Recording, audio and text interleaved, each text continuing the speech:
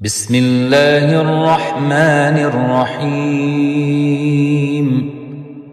تبارك الذي بيده الملك وهو على كل شيء قدير الذي خلق الموت والحياة ليبلوكم أيكم أحسن عملا وهو العزيز الغفور الذي خلق 7 سماوات طباقا ما ترى في خلق الرحمن من تفاوت فارجع البصر هل ترى من فطور ثم ارجع البصر كرتين ينقلب إليك البصر خاسئا وهو حسير ولقد زينا السماء الدنيا بمصابيح وجعلناها رجوما للشياطين وأعتدنا لهم عذاب السعير وللذين كفروا بربهم عذاب جهنم وبئس المصير إذا ألقوا فيها سمعوا لها شهيقا وهي تفور تكاد تميز من الغيظ كلما ألقي فيها فوج سألهم خزنتها ألم يأتكم نذير قالوا بلى قد جاءنا نذير فكذبنا وقلنا ما نزل الله من شيء إن أنتم إلا في ضلال كبير وقالوا لو كنا نسمع أو نعقل ما كنا في أصحاب السعير فاعترفوا بذنبهم فسحقا لأصحاب السعير إن الذين يخشون ربهم بالغيب لهم مغفرة وأجر كبير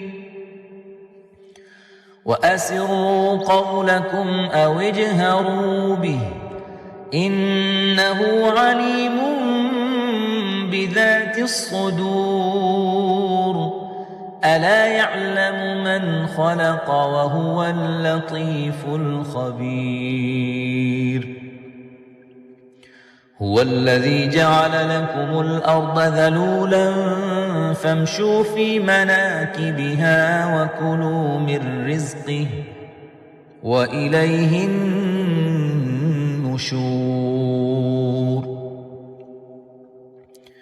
أأمنتم من في السماء أن يخسف بكم الأرض فإذا هي تمور أم أمنتم من في السماء أن يرسل عليكم حاصبا فستعلمون كيف نذير ولقد كذب الذين من قبلهم فكيف كان نكير أولم يروا إلى الطير فوقهم صافات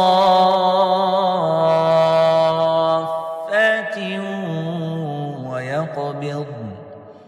ما يمسكهن إلا الرحمن إنه بكل شيء بصير أَمَّنْ هَذَا الَّذِي هُوَ جُندٌ لَّكُمْ يَنصُرُكُم مِّن دُونِ الرَّحْمَٰنِ إِنِ الْكَافِرُونَ إِلَّا فِي غُرُورٍ أَمَّنْ هَذَا الَّذِي يَرْزُقُكُمْ إِنْ أَمْسَكَ رِزْقَهُ بل لجوا في عتو ونفور أفمن يمشي مكبا على وجهه